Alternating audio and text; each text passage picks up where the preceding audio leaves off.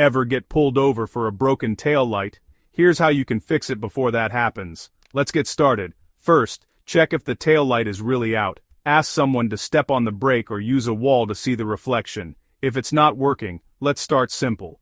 Pop open your truck's tailgate. Find the screws near the tail light and remove them with a screwdriver. Carefully pull the tail light assembly out. Now, look at the bulbs. If the bulb looks dark or the wire inside is broken, it needs replacing. Twist the bulb out. Take it with you to the store to match the size. Pop the new bulb in and twist it to lock. Before putting everything back together, test the lights. Still not working? Check your fuses. The fuse box is under the hood or inside by the driver's side. Look for the diagram in your manual and find the tail light fuse. If it's blown, replace it with the same number fuse. Put the tail light assembly back, tighten the screws, and close the tailgate. Done. And that's it. Your Chevy Colorado tail light should be shining bright. Safe driving.